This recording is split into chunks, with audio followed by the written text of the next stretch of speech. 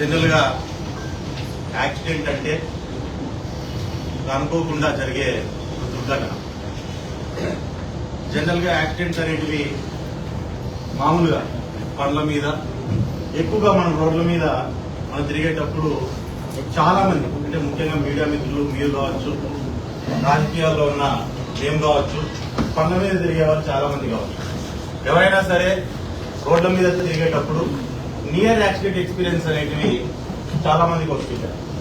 చాలా మందికి వచ్చినప్పుడు మనమంతా ఏంటంటే అబ్బో ఎట్లో దగ్గరకు వచ్చే యాక్సిడెంట్ మిస్ అయింది, మనకేం కాలేదు, మన వల్ల అవతలోడికి ఏం కాలేదు, ఈరోజు బాగుందని చెప్పి ఇంటికి వెళ్ళి ప్రశాంతంగా పడుకుంటుంది. దీని నుంచి అడ్వాంటేజ్ తీసుకోవాలనే ప్రయత్నం అనేది మనల్ని ఏ ఒక్కరు కూడా చూడం. ఎందుకంటే అడ్వాంటేజ్ తీసుకోవడం వలన మనకు వచ్చే పెద్ద గొప్ప ఏమి ఉండదు. కానీ ఇక్కడ ఒక వ్యక్తికి, జిల్లాలో ఒక వ్యక్తికి ఖచ్చితంగా దాని అవసరం అనేది ఉందన్నమాట. ఒక ఇంపార్టెన్స్ కోసమో, ఎగ్జిస్టెన్స్ నిరూపించుకోవడం కోసమో, రాజకీయం కోసమో, సింపతి కోసమో, అతి ముఖ్యంగా గన్మెన్ల కోసమో యాక్సిడెంట్ అనే దాన్ని ఏదో దాని మీద పెద్ద ఇన్సిడెంట్ జరిగింది అనే దాన్ని ప్రూవ్ చేసుకుంటూ వెళ్లిపోయిన గన్మెన్లని మరి తిరిగి తెచ్చుకునే ప్రయత్నంలో భాగంగా ఒక కొత్త డ్రామా, ఈ కొత్త డ్రామా అని చెప్పకూడదు, పాత డ్రామా అని చెప్పాలి. ఎందుకంటే జరిగిన ఈ సంఘటనని ఒక్కసారి మనము గతాన్ని ఒకసారి గుర్తు చేసుకున్నాం. 2009 ఎలక్షన్లలో ప్రకాష్ రెడ్డి మొట్టమొదటిసారి రాప్తా నియోజకవర్గానికి పోటీ చేయడం జరిగింది.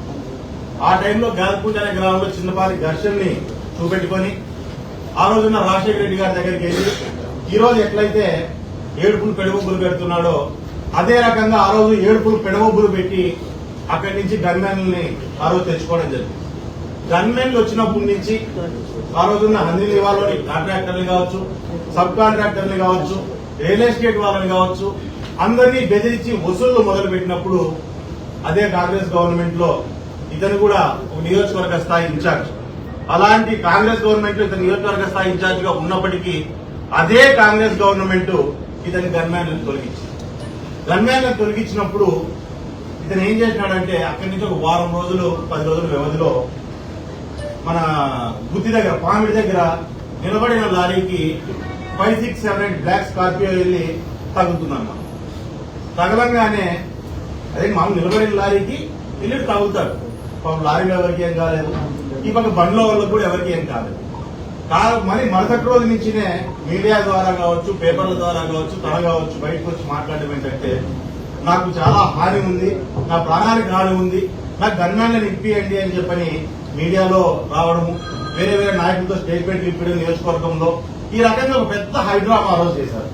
ఆ రోజు ఉన్న పోలీసులంతా కూడా దాని మీద ఎంక్వైరీ చేసి ఆ వెహికల్లో ప్రకాష్ రెడ్డి అనే వ్యక్తి లేడు, అనుకోకుండా నిలబడిన లారీని వీళ్లేపై కొట్టారు, కాబట్టి ఇతని గన్మెన్లు అవసరమే లేదు అని ఆ రోజున్న కాంగ్రెస్ గవర్నమెంట్ లో ఉన్న ఆ రోజున్న పోలీసులు ఎవరైతే ఉన్నారో నీట్ గా రిపోర్ట్ తయారు చేసి ఇతని గన్మెన్లు అవసరం లేదని తీసి పక్కన పెట్టారు. సేమ్ పాత కథనే ఈరోజు కొత్త రంగులు వేసి ఈరోజు మనకందరికి చూపించే పరిస్థితి ఈరోజు చేస్తారు. ఈరోజు సురేందర్ గారిని చూడంగానే ఏంట్రా బాధ అంటే ఇందాక అన్న చెప్పినట్టుగా ఈ జిల్లాకు లైఫ్ లైన్ గా నిలబడిన హంద్రీ నివాస్ కాలువ ఏదైతే ఉందో ఆ రోజున్న పరిస్థితుల్లో గవర్నమెంట్ సపోర్ట్ తీసుకుని ఇతరు పూర్తి స్థాయిలో ఇతర స్థాయికి మించిన వర్కుల్ని తీసుకోవడము, పనులను పూర్తి చేయకోకుండా లేదా 7-8 ఏళ్ళు ఆ ప్రాజెక్టు డిలే అయ్యే పరిస్థితి, పూర్తి ఫండింగ్ ఉన్న ప్రాజెక్టు డిలే అయిపోయే పరిస్థితుల్లో ఉన్నప్పుడు ఇక్కడ మాత్రమే కాదు, మొత్తం ఎక్కడైతే ఫేజ్ 2లో ఉన్న కాంట్రాక్ట్ పనులన్నింటిలో కూడా కాంట్రాక్టర్లు ఎక్కడైతే పని చేయలేని పరిస్థితి ఉందో వారందరినీ వాళ్ళు చేస్తారా లేదా అని వాళ్ళని అడిగి తొలగించి కొత్త కాంట్రాక్టర్లకు పాత రేట్లతో ఆ రోజు వర్కులు ఇవ్వడం జరిగింది. ఎందుకు ఈ హంద్రీ నివారణ ఫినిష్ అయిపోతే రాయలసీమ ప్రాంతానికి నీళ్లు వస్తే సస్యానందంగా మారుతుంది. ఇది కాంట్రాక్టర్ని బాగుపరచడానికి కాదు, రాయలసీమ ప్రాంతాన్ని బాగుపరచడం కోసం ఈ ప్రాజెక్ట్ అని చెప్పి ఆ రోజు టీడీపీ పార్టీ తీసుకున్న నిర్ణయాన్ని భాగంగా ఆ రోజు సురేందర్ గారికి ఎస్ఆర్సీ కంపెనీకి ఆ రోజు ఆ వర్కుల్ని బలవంతంగా ఇవ్వడం జరిగింది. బలవంతంగా మా పనులు అయిపోవాలి, తొందరగా ఈ పాత రేట్లకు కానీ మీరు చెయ్యండి అని చెప్పి కట్టబెట్టడం జరిగింది. లాస్ ఆఫ్ ప్రాఫిట్ నెత్తినేసుకుని జిల్లా కోసం అనగానే ఆయన కూడా ముందుకు వచ్చి త్యాగంగా ఆ వర్క్ ని ఫినిష్ చేయడం జరిగింది. అది త్వరలోనే, అంటే 2-3 నెలల సమయంలోనే 7 నెలలుగా నిలబడిపోయిన వర్క్ని పాత రేట్లతో వచ్చేసి అందరూ బ్రహ్మాండంగా రాయలసీమ ప్రాంతంలో, ముఖ్యంగా మన అనంతపురం జిల్లాలో నీళ్లు రావడంలో ముఖ్యంగా ఎస్ఆర్సీ కంపెనీ ఒక ముఖ్య పాత్ర పోషించిందనే విషయాన్ని తెలియజేస్తుంది. అదే రకంగా ఆ రోజు నుంచి మీద చిన్నపాటి ఒక కక్ష అనొచ్చు, లేకుంటే ఒక అసూయ అనొచ్చు, లేకపోతే ఏదో మాకు ఏదో మేము ఇంకా డబ్బులు తినేవాళ్ళము, వీళ్ళొచ్చి వర్క్ ఫినిష్ చేసేసి మాకేదో ఇక్కడ ఏదో పేద ఇచ్చేసారు తెలుగుదేశం పార్టీకి అనే పరిస్థితి కావచ్చు. ఎందుకంటే ఆ రోజు ఉన్న పరిస్థితుల్లో ఎస్ఆర్సీ సురేంద్ర గారు కానీ పార్టీలో వ్యక్తి ఒక ఎమ్మెల్యే కాదు, ఒక కాంట్రాక్టర్ గా ప్రాంతం మీద ఉన్న అభిమానంతో ఆయన చేసిన పని. ఆ రకంగా ఆయన మీద పూర్తి స్థాయిలో ఒక రకమైన ఒక దీన్ని పెట్టుకోవడం జరిగింది. మరి అక్కడి నుంచి అక్కడే కాకోకుండా ఈరోజు ప్రకాష్ రెడ్డికి ఇక్కడ కూర్చున్న మేమే ముగ్గురు చిన్న అడ్వైస్ ఇద్దాం అనుకుంటాను. గన్మెన్లు తెచ్చుకోవాలంటే చాలా దారులు ఉన్నాయి. గన్మెన్లు తెచ్చుకోవాలంటే చాలా దారులు ఉన్నాయి. కోర్టుకు పోవచ్చు, ఎస్పీ గారిని అడగొచ్చు, లేకుంటే కోర్టు పోయి పెళ్లి గన్మెన్లు తెచ్చుకోవచ్చు. ప్రాణానికి మీరు తెచ్చుకోవచ్చు. ప్రకాష్ మేమంతా అడ్వైస్ చేద్దాం అనుకుంటాం. పాపం ఇంట్లో నీకు భార్య గురించో, కూతురు గురించో, కొడుకు గురించో ఆలోచన చేసుకో. ఎత్తికి తెచ్చుకోవద్దు. ఎత్తికి తెచ్చుకొని గన్మెన్ల కోసం నేను ప్రాణాల మీద తెచ్చుకున్న ప్రకాష్ రెడ్డి పేపర్లో పడడం కూడా చాలా గలీజ్ గా ఉంటుందనే విషయాన్ని ఒకసారి. అదే రకంగా చెప్తాను, జాయింట్ వెంచర్ అంట. జాయింట్ వెంచర్ లో అతను ఏదో చంపడానికి కుట్ర చేశారు. నిన్ను చంపడానికి జాయింట్ వెంచర్ అవసరమా? పాప మా డ్రైవర్ తూగిందంటే మన కేసు, నిన్న పిఎం, ఈరోజు ఇంట్లో ఊదిగట్ల వాసన. ఈరోజు అదే పరిస్థితి. అంతకంటే వేరే జరిగేది ఏం లేదు. ఏదైతే నీకు ఇది ఉందో దయచేసి దాని మీద ఇది చేసుకో. ఈ రకంగా పిచ్చి పిచ్చి మాటలు మాట్లాడడం మాకు. ఒక ప్రజాప్రతినిధి 3 సార్లు పోటీ చేశావు, ఒకసారి గెలిచావు. కనీసం ప్రజల్లోకి వెళ్ళినప్పుడు ఏ రకంగా మాట్లాడాలనేది నేర్చుకో. ఎన్నిసార్లు అయినా కనీసం మీ పార్టీకి ఫస్ట్ నుంచి వచ్చింది వెనతో పెట్టిన విద్య అనుకుంటా. ఇట్లా పిచ్చి పిచ్చిగా మాట్లాడడం, ఏది పడితే సంబంధాలు లేకుండా మాట్లాడడం. ఈరోజు ఏమన్నా అంటే జాయింట్ వెంచర్ చేశారు, నాదేమన్నా పీక్తారా? నీ పీకడానికి నీ ఫ్రెండ్మా, లేదా నీ పార్టీ కార్యకర్తలా, నీ లీడర్లా, లేదా నీ ఇంట్లో వల్ల, లేదా నీ సుతంలో వల్ల మేము ఎవరు పీక్తారు? పో ఖాళీ కూడా మీ లీడర్ ఆడ తాడేపల్లిలో బెంగళూరులో ఉంటాడు.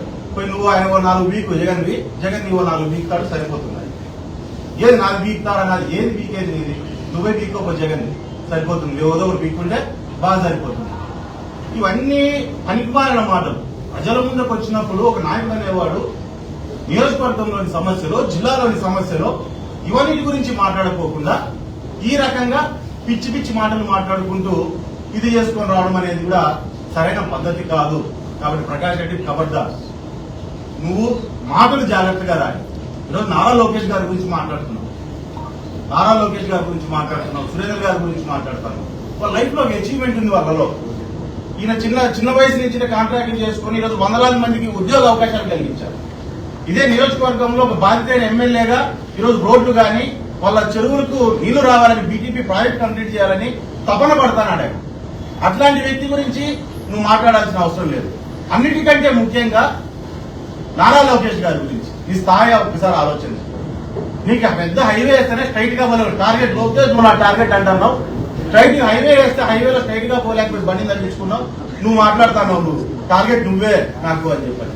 నీ స్థాయి ఈ రోజు ఈ రాష్ట్రంలో పెట్టుబడులు తీసుకురావాలి, ఈ రాష్ట్రంలో క్యాలెండర్ వేసుకుని జాబులు ఇప్పియాలని, స్కూళ్లు బ్రహ్మాండంగా ఉండాలి, ప్రైవేట్ స్కూళ్లకు మించి గవర్నమెంట్ స్కూళ్లు ఉండాలని 2 సార్లు మంత్రిగా పనిచేసి నీ ఊర్లో వేసిన సీసీ రోడ్లు కూడా లోకేష్ గారు మంత్రిగా, పిఆర్ మంత్రిగా ఉన్నప్పుడు వేసిన సీసీ రోడ్లు ఒకసారి నువ్వు ఆలోచన చేసుకో.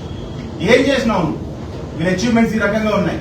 నీ ఊర్లో నీ ఒడ్డు పొడవు ఎంత ఉందో 6 అడుగులు ఎత్తు, 3 అడుగులు వెడల్పు. కానీ ఆ మాత్రం నీ సొంతూరులో నువ్వు సీసీ రోడ్ వేసుకోలేనోడు నువ్వు వీళ్ళ గురించి నువ్వు మాట్లాడే పరిస్థితి వచ్చింది. ఒక శ్రీరామ్ గురించి మాట్లాడితేనో, సునీతమ్మ గురించి మాట్లాడితేనో, పరిటాల రవీంద్ర గురించి మాట్లాడితేనో, సురేంద్ర గారి గురించి మాట్లాడితేనో, లేకుంటే నారా లోకేష్ గారి గురించి మాట్లాడితే మేము పెద్దోళ్ళు అయిపోతాము, నేను ఏం చేయకపోయినా పర్వాలేదు, నేను పెద్దోళ్ళు అయిపోతాను అనే ఆలోచన చేయడం అనేది దయచేసి ఆ పద్ధతిని ఖచ్చితంగా మార్చుకోవాల్సిన అవసరం ఖచ్చితంగా నీలో ఉందని చెప్పి నేను తెలియజేస్తాను. మీరు కొట్లాడతారు, మాకెందుకు మీరు కొట్లాడేది? మీ లీడర్లు అందరూ మాకు అవసరమా? జనాలకు అవసరమా? ఎవరికి అవసరం? ప్రెస్ మీట్ ముందర వచ్చి మీ లీడర్ల గురించి, మీ లోకల గురించి మాతో బయట అందరికీ మాట్లాడే పని ఏం అవసరం ఉంది? నువ్వు రోడ్డు మీద కూర్చుంటే మల్లెడ్డి గాడు వెంకరామరెడ్డి గాడు అంటావు. ప్రెస్ ముందరకు వస్తేనే వెంకరామరెడ్డి అన్న మల్లెడ్డి మామ అంటావు. అంటే మామూలు ఇట్లా ముందు ఒక మాట వెనక మాట మాట్లాడినప్పుడు ఆబ్వియస్లీ చిన్న చిన్న లోపల అయినా మాకు అనవసరమైన విషయం అది. దాని గురించి మేము పెద్దగా మాట్లాడాల్సిన అవసరం కూడా లేదు, అది మీ ఇంటర్నల్ ఇష్యూను. మరి అదే రకంగా మహేష్ రెడ్డి గురించి మాట్లాడుతున్నాం. నా దృష్టిలో తోదుర్తి గ్రామానికి చెందిన మహేశ్వర్ రెడ్డి అనే పిల్లాడు ఒక హీరోనే. 19 ఏళ్ల వయసులో ఈ అప్పర్ పెన్నార్ ప్రాజెక్ట్ లో ఉన్న పేరూరు డ్యామ్ కి కింద ఉన్న సోమరవాళ్లపల్లి పుట్టకర్మ రిజర్వాయర్ క్యాన్సిల్ చేసి తోదుర్తిలో రిజర్వాయర్ కట్టుకోవాలి అని ప్లాన్ చేసినప్పుడు తోదుర్తి గ్రామానికి సంబంధించిన ఎంతో మంది రెడ్ల అండ్ కురువ కమ్యూనిటీకి సంబంధించిన వారి భూములన్నింటినీ కూడా మునగలేకపోతాయి. దానికి వచ్చే కాంపన్సేషన్ ని నువ్వు కొట్టేయాలని చెప్పి నువ్వు నీ ఫ్యామిలీ మీద ఆన్లైన్ పీకి మార్చుకునే ప్రయత్నం చేసినప్పుడు మొట్టమొదటిసారిగా గొంతెత్తి మాట్లాడి దానికి వ్యతిరేకించిన వ్యక్తి మహేశ్వర్ రెడ్డి. అట్లాంటి పిల్లోని ఆ రోజు నుంచి చివరి రోజు చనిపోయేంత వరకు మానసికంగా శారీరకంగా ఇబ్బంది పెట్టి బ్రహ్మాండంగా పిల్లోని మానసికంగా పూర్తి స్థాయిలో బ్రేక్ అయ్యే పరిస్థితి తీసుకున్నాడు. ఈ రోజు అంత కాకోకుండా నీ సభ్య సంస్కారం ఎక్కడ పోయింది? మీడియా ముందర వాళ్ళ భార్య గురించి వాళ్ళకున్న వేరే దీని గురించి ఉన్నాయి అవున్నాయి అట్లా చేసినారని చెప్పి మాట్లాడే అంత దీన స్థితికి నువ్వు దిగజారావు. మహిళల గురించి జనరల్ గా నీకున్న ఒపీనియన్ ఏ రకంగా ఉంటుందనేది ప్రజలందరికీ ఇంతవరకు నీ ప్రెస్ మీట్లు కావచ్చు, మీటింగ్లు కావచ్చు, నువ్వు మాట్లాడే పద్ధతులు కావచ్చు చూసినప్పుడు ప్రతి ఒక్కరికి అర్థమవుతుంది నువ్వు ఏ రకంగా మాట్లాడుతావు మహిళల గురించి, ఏ రకంగా మహిళల పట్ల నీకున్న గౌరవం ఏంటి అనేది కూడా పూర్తి స్థాయిలో ప్రజలందరికీ అర్థమయ్యే పరిస్థితి. ఈరోజు ప్రజలు రకరకాలుగా మహిళలనే ఇదే నియోజకవర్గంలో అమ్మా డైరీ పెట్టి ఒకరి దగ్గర 10,000 రూపాయలు వసూలు చేసి 6-7 కోట్ల రూపాయలు 3 ఏళ్ల పాటు అకౌంట్లో పెట్టుకుని దాన్ని చూపించి నువ్వు లోన్లు దొబ్బి ఈరోజు రిటర్న్ వాళ్ళకు ఒక 3-4 ఏళ్ళు అయిపోయిన తర్వాత పిలిపించి ఒకరికి 10,000 రిటర్న్ ఇచ్చినావా? మళ్ళీ 6% ఇంట్రెస్ట్ ఎక్కడ పోయింది ప్రకాష్ రెడ్డి? నిన్ను నమ్ముకొని డబ్బులు ఇచ్చిన వాళ్ళు నీ పార్టీ వాళ్ళ లాస్ట్ ఇది దొంగడేది అని చెప్పని పాలు వేయడానికి కూడా భయపడే పరిస్థితికి వచ్చింది. దాన్ని ఈరోజు మూసేసుకొని ఈరోజు గవర్నమెంట్కి ఇస్తానంటావు, కానీ అమ్ముకోవడానికి మాత్రం బయట ప్రయత్నం చేస్తాం. నువ్వు చేసిన మోసం ప్రజలందరికీ తెలిసి, మార్కెట్లో తెలిసి నీ అమ్మాయి కొనడానికి కూడా ఎవరు ముందుకు ధైర్యం చేయలేని పరిస్థితిలో వస్తారు. సో ఈ రకంగా నువ్వు మహిళల పట్ల చూపించే ఏ రకమైన ఉద్దేశం నీకు ఉందనే విషయాన్ని కూడా పూర్తి స్థాయిలో ప్రజలందరికీ కూడా అర్థమవుతుంది. దయచేసి ఈ పద్ధతులు మానుకో, ఈ రకంగా చిల్లర మాటలు మాట్లాడేది మానుకో. ఈ మాట్లాడడం వల్ల నీకు వచ్చే బెనిఫిట్ ఏం లేదు. నువ్వు బయట మాట్లాడుతుంటే జనాలు నేను జోకర్ గా తీసుకుంటున్నారు, నీకు అర్థం కావట్లేదు. నువ్వు జోకర్ గా తీసుకుంటున్నారు. మరీ నీకు క్లియర్ గా చెప్తున్నాం, నీ గన్మ్యాన్లు కానీ అప్లై చేయగానే దయచేసి ఇట్లా పనులు చేయొద్దు. ఈరోజు తెలుగుదేశం తరఫున మేము కూడా చెప్తున్నాం, పోస్ట్ రికంటన్ సర్కిల్ లో సాపేసుకొని అనుకున్న ఇంట్లో కుక్కలు కూడా ముగ్గురు బతుక్కోపోను. నిన్నెవడు మాట్లాడించేవాళ్ళు, నిన్నెవడు ఇది చేసేవాళ్ళు. ఒక్క నెల రోజులు గన్మ్యాన్లు లేకపోతేనే ఇంత హడావిడి అయిపోతుంది, నీకు ఇంత టెన్షన్ పడిపోతున్నావే, బయటికి రావాలని ఇదైతున్నావే. ఉత్తర కుమారుడు ఉన్నట్టున్నావు. నువ్వు కూడా రథము తోలవు, యుద్ధము చేయవు. యుద్ధం ఏమి కార్యకర్తలతో చేపిస్తావు, రథం తోలుతావా అనుకుంటే దాన్ని కూడా కార్యకర్తలతో చేపించి వాళ్ళ దగ్గర బారాలు వేసి నెలకు 2 నెలలకు ఒకసారి వచ్చి తిక్కపూతలు పూసి ఏదో పెద్దగా మాట్లాడేసినాను. కానీ ఒకటి గుర్తుపెట్టుకో, ఈ స్థాయి ఏంటనేది. నారా లోకేష్ గారు కావచ్చు, సురేందర్ గారు కావచ్చు, ఆఖరి నియోజకవర్గము మాకే నువ్వు గుర్తుండవా సరిగ్గా? నిజంగా ఒకడు ఉన్నాడు ప్రకాష్ రెడ్డి అనేది ఎవరు తిక్కపూతలు చూసినా గుర్తొస్తావు. ఎవరు గుర్తుంటుంది? నారా లోకేష్ అనే వ్యక్తికి ప్రకాష్ రెడ్డి అనేవాడు ఒకటి ఎగ్జిస్టెన్స్ లో ఉన్నాడని కూడా నాకు గుర్తుండదు. తెలియదు ఆయనకి టార్గెట్, ఆయన వచ్చి వీడి కోసం లైట్ వేసుకొని వచ్చి వీడికి వచ్చి ప్లాన్ చేసి వీడి పదన్ని లారీతో కుట్టానని చెప్పి అక్కడ మాట్లాడడానికి ఏమైనా అర్థం పర్థం కాదు. మాట్లాడే దాంట్లో ఒక అర్థం పర్థం అనేది ఉండాలి. కాబట్టి దయచేసి మీకు చెప్తున్నాం, ఆయన స్థాయికి మాట్లాడితే నారా లోకేష్ గారి స్థాయికి నువ్వు వెళ్తాననుకోవడం అనేది నీ అవివేకం అనే విషయాన్ని చెప్తున్నా. దయచేసి నీ పార్టీకి ఏదైతే పద్ధతులు ఉన్నాయో ఆ పద్ధతులు మార్చుకోండి. అందులో ఈ జిల్లాలో నీకు చేతనైతే ప్రజలకు పనిచేయి, అంతేగాని పక్కనోళ్ళ మీద బట్టగాలు చేసి పబ్బం గడుపుకోవాలని ప్రయత్నం చేయండి.